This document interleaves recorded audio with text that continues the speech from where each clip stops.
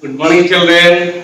In the previous class, already we have discussed about nutrition and autotrophic nutrition. Okay, children. In that, we have already discussed about the process of photosynthesis. So, in this chapter, now we are going to discuss about the heterotrophic nutrition. Hetero means others, trophic means feeding.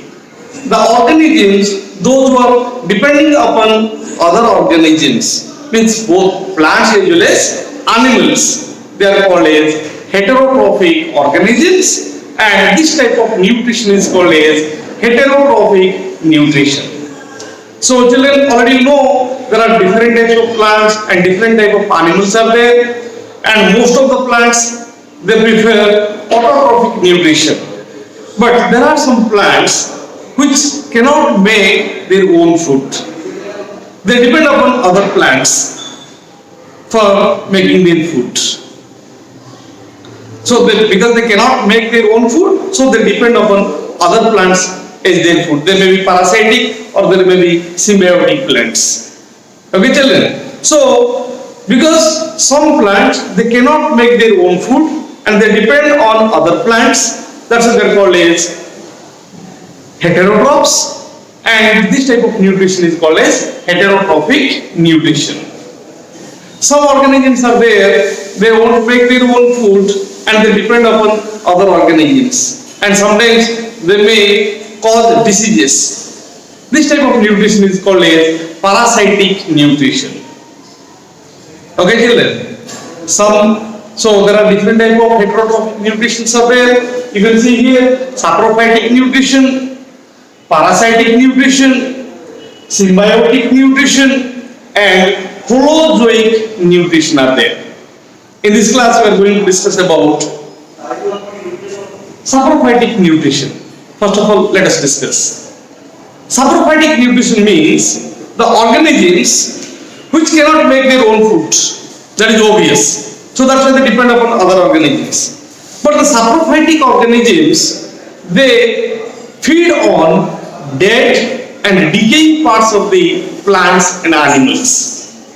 Okay, children? So they feed on dead plants and decaying plants. Once the organisms they will die, they start decaying. Yes or no, children? So the organisms which depends upon or which feed on dead and decaying parts of the plants and animals are called as saprophytes, and this type of nutrition is called as saprophytic nutrition. So children, you might have doubt, how do they take their food? Simply, example, if you can see bread molds, yeast and mushrooms, they are the examples of fungi. So fungi, they have fungal hyphae. They have root-like structures called as fungal hyphae. They look like roots in the higher plants, but they are not roots. They are called as, what are they called? They are called as fungal hyphae. So these fungi, they penetrate the root-like structure called as hyphae into the dead bodies of the plants and animals, and they release some enzymes directly into the dead bodies of the plants and animals. So these enzymes has the capacity to digest the complex food materials into simple food materials. So once the food is digested outside their body, outside the body of the fungi, that means in the dead bodies of the plants and animals, simply just like roots, through the fungal hyphae, they absorb the already digested food materials through the fungal hyphae. So it is almost plant-like feeding. Just like plants, they absorb water and minerals through their roots. Simply, the fungal hyphae absorbs the simple food materials or nutrients. So this type of nutrition is called a saprophytic nutrition. Okay, children? Next we will discuss about the parasitic nutrition. As already know, there is a relationship between parasite and host. So host is the organism which which provides shelter as well as nutrients to the other organisms. And parasite is an organism which lives inside the body of the host organism and they feed the nutrients inside the host cells. Sometimes the host will get harmed and sometimes the host may fall in sick or sometimes there may be the death of the host organism. So one organism will get benefit and the other organism will get harm. This type of nutrition is called as parasitic nutrition, and you can see parasitic nutrition in Cuscuta. It is a kind of plant, non-green plant. It doesn't have chlorophyll, so it cannot make its own food, so it depends upon the other kinds of plants. Lice, you can see there are insects and they are exoparasites. They are present in our head and they suck the blood. Similarly, leeches, they are also sanguivorous animals. They feed on the blood. Similarly, tapeworms, which are present in our intestine, and they absorb the already digested food materials from the intestine. So they are all parasitic organisms. So one organism will get benefited and the other organism will get harmed. This type of nutrition is called as parasitic nutrition. Next one is symbiotic nutrition. So it is a kind of association between two organisms in which one organism will provide shelter and the other organism will provide nutrients. Or one organism will provide shelter and nutrients to the other organism. In return, the other organism will provide nutrients. So both are mutually benefited. So symbiosis is a kind of association where two organisms are involved. One organism will provide shelter or nutrients to the other organism and the other organism will provide nutrients. For example, you can see the Rhizobium leguminosarum is a kind of bacteria that is present in the root nodules of the legume plants. So the legume plants will provide shelter for the bacteria. So bacteria lives inside the root nodules. For example, groundnut plant, if you will pluck in its roots, you will find there are several nodules, knobs you can find. Inside the knobs, there are bacteria called as Rhizobium leguminosarum bacteria. So the legume plant will provide shelter. Okay, children. Whereas the bacteria will trap the atmospheric nitrogen and convert them into salts of nitrates and nitrites. Because you know, children, in the air there are about 78% of nitrogen is there. But for the plant, for their nitrogen requirement, they cannot directly trap the atmospheric nitrogen. So only when the nitrogen is in the form of salts of nitrates or nitrates, then only they get dissolved in the water, and through the roots only the plants they absorb these nutrients. Okay, children. So the Rhizobium bacteria, it will trap the atmospheric nitrogen and convert them into salts of nitrates and nitrates, and they provide the nutrients to the legume plants. So legume plant will get benefit because it gets nitrogen, and the bacteria also gets shelter as well as nutrients from the legume plant. So both the organisms, they are mutually benefited. This type of relationship is called as symbiosis, and this type of nutrition is called as symbiotic nutrition. Okay, children. Next we will discuss about the holozoic nutrition.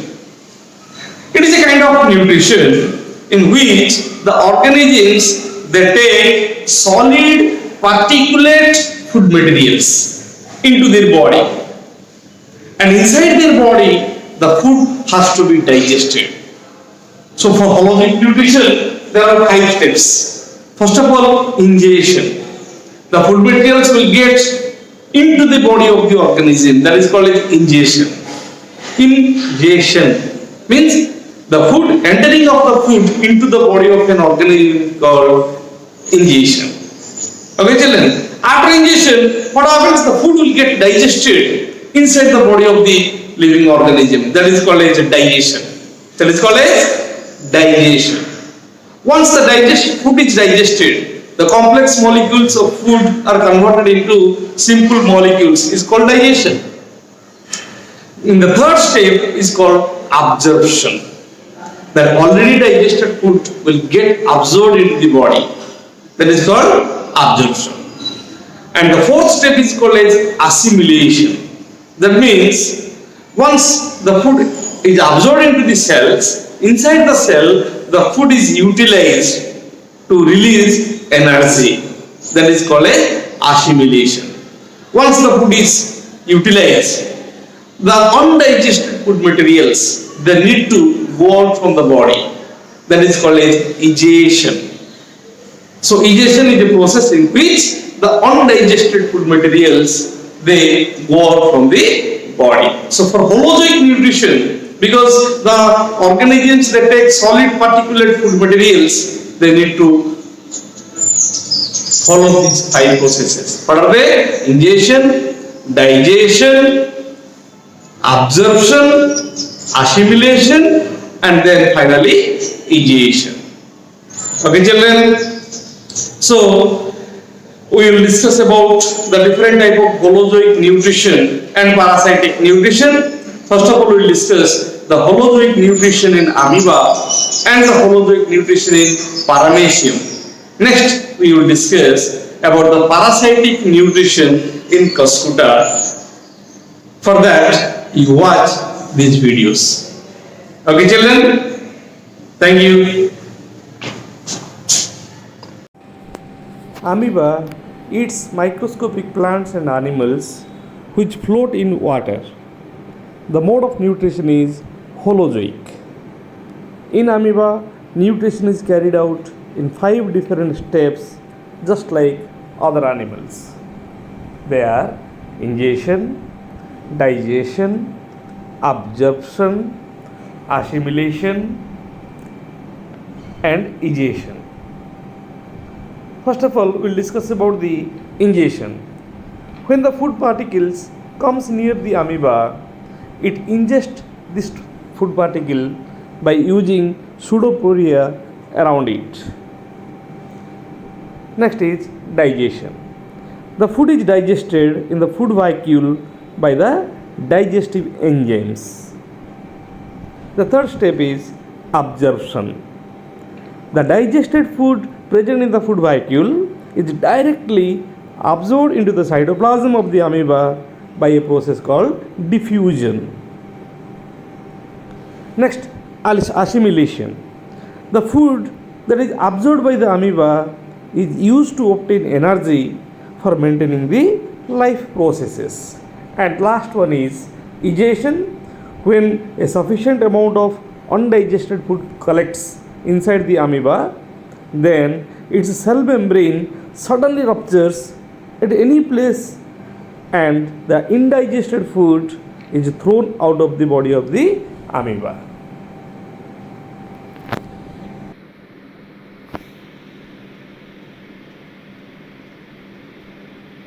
Holozoic nutrition in paramecium. In case of paramecium, it is another protist. Food is taken inside a specific spot. This is the specific spot called mouth or cytostome. By the movement of cilia, a small hair-like structure present throughout the body surface of paramecium. This is how the food particles enter through the mouth, and they also form the part of the vacuole which move around the cytoplasm. And undigested food is then thrown out through this spot called as anus. So this is all about the holozoic nutrition in amoeba and paramecium.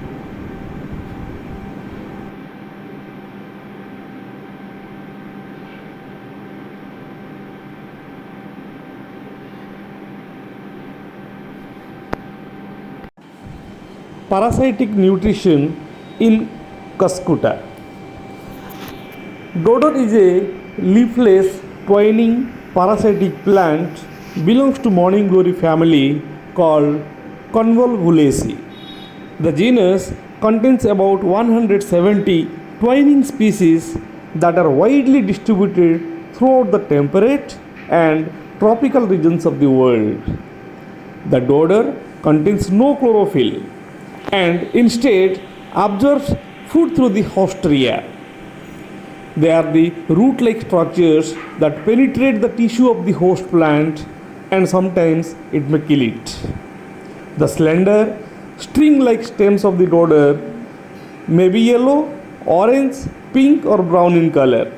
Its leaves are reddish to minute scales. The dodder's flowers in nodule-like clusters are made up of tiny yellow or white bell-like petals. The dodder's seed germinates, forming an anchoring root and then sends up a slender stem that grows in spiral fashion until it reaches to the host plant. It then twines around the stem of the host plant and forms hostria, which penetrate through it. Water is drawn through the hostria from the host plant's xylem and the nutrients are drawn from its phloem. Meanwhile, the root rots away after the stem contact has been made with the host plant. As the dodder grows, it sends out new hostria and establishes itself very firmly on the host plant. After growing in a few spiral around one host shoot, the dodder finds its way to the another one, and it continues to twine and branches until it resembles a fine, densely tangled web of thin stems enveloping the host plant. So, sometimes in some of the dodder plant or cuscuta, there may be chlorophyll. For example, cuscuta reflexa has very small amount of chlorophyll.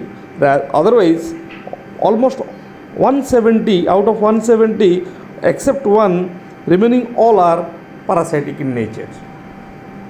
So this is all about parasitic nutrition in cuscuta.